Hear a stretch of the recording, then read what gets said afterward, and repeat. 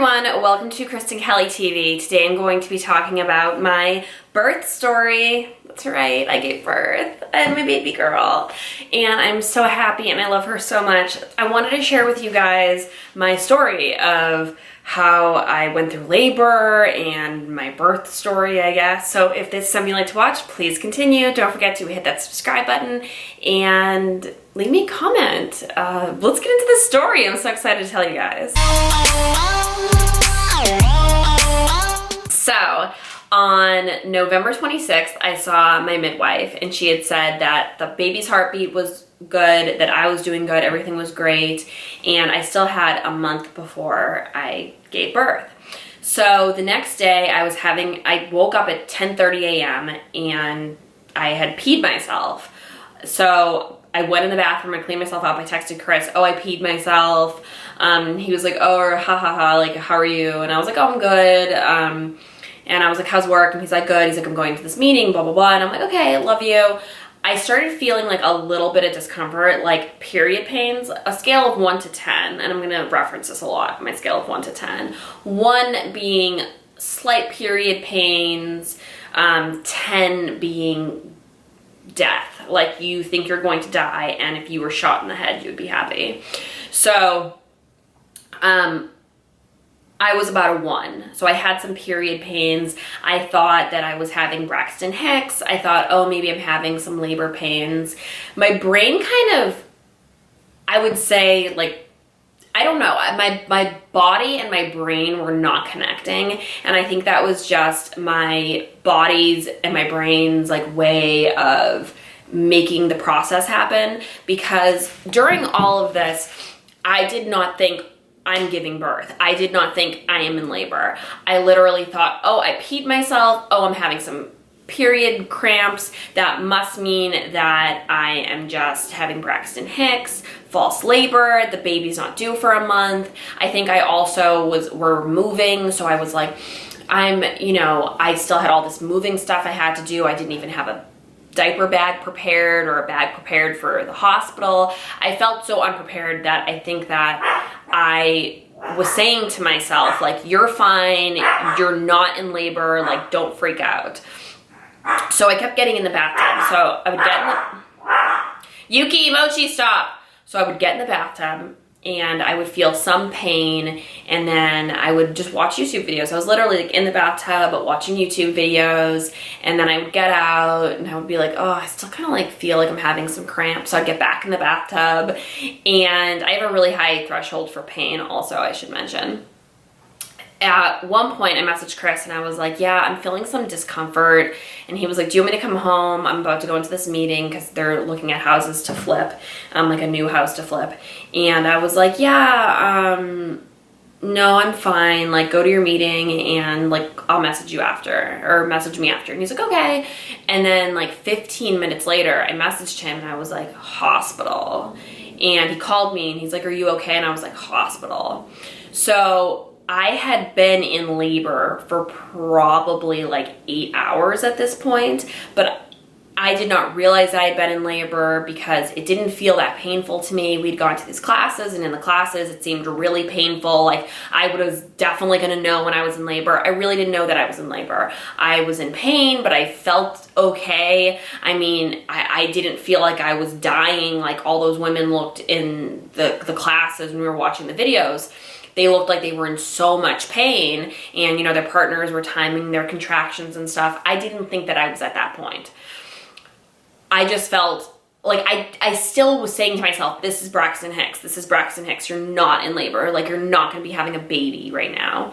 So Chris comes home and he looks at me and he has this kind of like terrified look, because I'm a very strong person, but I was like, hey, I'm going to get out of the bathtub. You need to dry me off. You need to put clothes on me and you need to get me to the hospital. And he was like his face scared me probably more, actually, like seeing how he reacted. And he was calling his stepmom, and then she was talking to me, and I was like, I can't talk to anybody right now. And then his sister was like, oh, this has happened to me before, like it's probably Braxton Hicks. And I was like, yeah, it's Braxton Hicks, I'm not in labor. So when we were in the car, like I had this come to Jesus moment too, because Chris was like kind of frazzled. He didn't really know what was going on. But I had this come to Jesus moment where I just got myself out of the bathtub. I dried myself off. I got my clothes on. I grabbed the dog food, put it in the dog's bowl. I grabbed some water, put it in the dog's bowl. And I was like, we gotta go. So we got in the car. We're driving there. He called or texted my stepson, his son. And I was like, don't text anybody. I was like, don't text anyone. I am not in labor right now. Like, stop it. Like, I'm not in labor and you're gonna worry everyone and everyone's gonna be like angry or disappointed or I don't know. I just didn't want anyone knowing. And I'm like screaming. So we're in the car. I literally took my pants down at one point in the car because everything just felt so tight. Like my pants felt tight and still in my brain, I wasn't like, I'm having a baby, because I was in so much pain that I was just like, get to the hospital. Like, I need to be out of pain, you know, like just need to be out of pain. That's all I was thinking about. And so we get to the hospital and it really wasn't like how they show on TV, like somebody comes out with a wheelchair. We got in there, we didn't know where the hell we were going. We were like in an elevator. I'm on the floor in the elevator screaming, and there was this guy in the elevator and Chris is like pressing a button. Like we didn't know where we were going. I'm literally screaming at this point. And we get into the area where the nurses are and they're just trying to like talk to us to figure out what's going on, and I'm screaming. I'm like, help me! I'm screaming. I'm literally on the ground screaming. And Chris is trying to talk to them. And I'm just screaming. So they get us into this little room, and we get in this little room, and they check me out. There was like some men that were in there, some doctors or something. And I was like, I just ripped my pants off. The midwife was like, oh, and like put the screen on. But I was like, I don't care, you know, just like, what's going on? So the midwife, like I just wanted pain medication. That's all I wanted. Like I just wanted something to take away the pain, and then we could figure out what the hell was going on. So the midwife checks me out, and I was 6 centimeters dilated. So essentially I went through 80% of my delivery by myself. Thinking I wasn't really delivering, or I wasn't really having a baby, I guess, I don't know. So, but at this point I'm at a 10. And when I say I'm at a 10, I mean, just think about the fact that I got through that much of my delivery by myself, or labor by myself, and did not really even think I was in that much pain. So for me to be at 10, that's insane. Like I literally felt like I was dying at this point. So I'm screaming. I'm at the top of my lungs screaming, help me, help me. Why aren't you helping me? They have these cords that they put around your stomach. There's 2 of them. They look like a belt. One's pink and one's blue, and they measure the baby's heartbeat. And they don't just feel like an elastic band on your wrist. It doesn't feel like anything like bad. But I was screaming at the top of my lungs because I truly felt like I was going to die. Like just the pain, or just the feeling of the belts being on me was so painful. I was like, get these off me, get these off me. And I thought that I wasn't gonna get an epidural, and I thought I was gonna do a water birth. Well, let me tell you, when I was at that amount of pain, I did not care what they did or what they gave me. And everybody I read so much bad stuff about epidurals, and I heard so much bad stuff about epidurals. But when they were like, do you want an epidural? I was like, give me an epidural! So the anesthesiologist came in, and his name was Josh. And then he had left the room for a second, and I was like, Josh! So I was screaming Josh. And the nurse at one point looked over at Chris thinking Chris was Josh. And I was like, not him, Josh! So the anesthesiologist guy came back, and they were like giving me this spiel. I'm like, I don't care. I would not care at that point what they told me. I was just like signing it. I was like, give me an epidural! So they gave me the epidural, and I was literally having a contraction while they were giving me the epidural. So they make you lean over while you're doing it. So I'm leaned over, they're putting it in my back, and I'm just screaming. So they gave me the epidural, and then almost immediately I was great. I was like, oh, thank you so much, that was wonderful. I went from a 10 to a 1. I went from being in the worst pain that I did not even believe was possible, to being at a 1. No idea why people would not get an epidural. No idea. It was the worst pain of my life to then being a 1. they had Chris and they had Chris's sister out of the room when, Chris's sister, by the way, at this point had come to the hospital. So they had Courtney and Chris outside of the room, and I was screaming so much, and I was like in so much pain, they could hear me screaming. And when the epidural was in, I was almost, I guess it takes 15 minutes for it to work, I was almost instantaneously better. And Chris and Courtney were like, is she okay? Can we go in? And the midwife was like, wow, she's a completely different person. Because I was screaming, yelling. I was horrible to the nurses. Like, I just needed medicine. Like, I just was in so much pain that I thought I was going to die. And then as soon as I got the epidural, I was fine. I went from a 10 to a 1. And I was there for another 6 hours just hanging out. Like, there was a machine next to you that shows when you're having a contraction. Didn't feel anything. I could move my legs. It wasn't like my legs were paralyzed. I mean, I've heard so much bad stuff about the epidural. The epidural was the best part. So after I got the epidural, like hours later, they come and they're like, okay, you're at a 10 now, 10 centimeters dilated. We're gonna push. So when we started pushing, the pushing was fine. I felt fine the whole time. Everything was fine.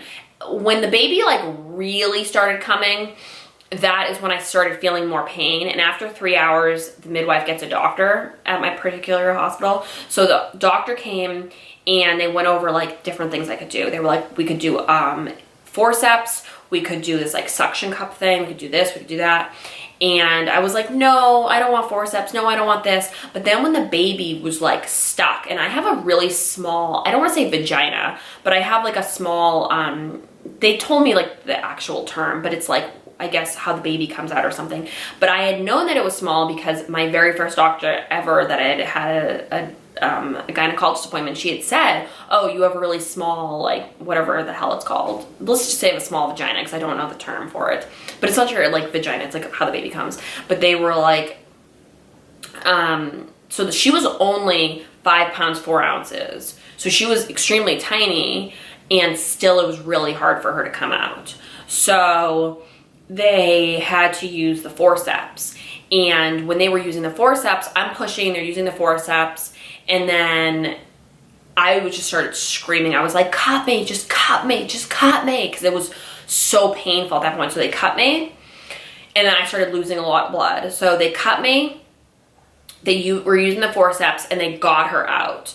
So as soon as they got her out, they had to rush her over to this like little area, and there was a bunch of different doctors in the room because when you have a preemie, and then they thought she was 37 weeks, but she was actually 34 weeks. So she was a lot more preemie than we thought she was.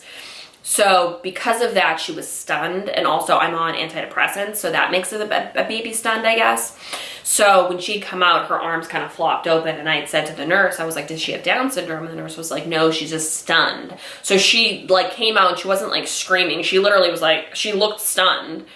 So she came out, she was stunned, they brought her over, and then they kind of brought her to me for a second, and I was like, hi, and then they had to like rush her to go do all these things, because like when it's a preemie, they get cold really easy and all this stuff. So I didn't have that experience in movies where, you know, the baby comes out, cries, and then they put the baby on your chest and everyone's like, oh my God, and you take pictures. It wasn't like that. It was, she came out, I was still bleeding. The doctor was stitching me up, and then the other doctors had the baby, and then the placenta didn't come out. So, which I guess the placenta normally just comes out, but that didn't happen. So the doctor was like really inside me trying to pull out the placenta, and it was taking a really long time, and it was extremely painful. So they had to come back, the epidural people had to come back and like make my epidural even more because it had worn off by that time. So the epidural, they had to do that. I'm just like bleeding. So I was bleeding a lot. He's stitching me up. He finally got the placenta out, and it was like crazy because my stomach, I could like still not see my vagina, and then as soon as the placenta came out, I was like, oh wow, I can see my vagina again. It just like made your stomach flat. It was crazy how it just was like, you're pregnant, you have this big stomach, and then all of a sudden it was like my stomach was gone and I could see my vagina, and I was like so drugged up also at this point. So Chris and Courtney had gone to look at the baby, and then they had come back, and then Chris was, Courtney had left because she had to go take her kids to school or something. And then Chris had kind of fallen asleep while they were at, like, you know, because they thought everything, I don't even know, was fine or whatever. He'd like just kind of knocked off. And when they were doing it, I just started, as soon as the placenta came out, I started shaking and quivering and sweating. I was like, so they went and got me a blanket, and then I looked up at the nurse and I was like, I'm blacking out. And I just blacked out, like passed out.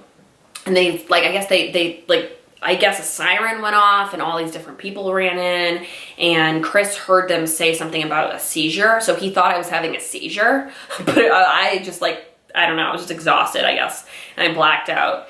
So because of the fact that I lost so much blood and the fact that I had passed out, I couldn't walk. I didn't see the baby for hours, because normally they had told me that, like, oh, the baby comes out and you like breastfeed and blah blah blah, and then the baby goes in this you know, the baby like sits next to you and you can blah blah blah. It wasn't like that for me. Like, they literally, I had her, I saw her for a second, they took her away, and then I didn't see her again for like 8 hours.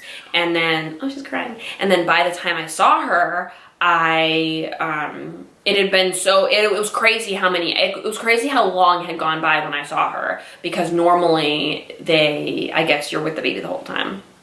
So she was sunny side up also. So because she was sunny side up, she was really bruised, and they had come in and told me about the bruising. They were like, you know, she's really bruised, but they were like preparing me for the fact that she was super bruised. So when I finally did see her, she was bruised, but it was crazy. Like, it was such a crazy experience. And I couldn't sit for days. I'm still bleeding, and she's about almost 3 weeks old right now. I'm still bleeding a little bit. Overall, it was crazy. You know, you can think you're prepared for childbirth, but you're not. But everybody's experience is different. But I love having a baby. Like, I love it, and I want another one already. And I definitely, I think that every childbirth experience is different. Would there have been things I would have liked to change? I would have loved to have had like my overnight bag prepared, and I should have, and that was so stupid of me, but whatever. And she's perfect, and I love her so much. I actually filmed this twice.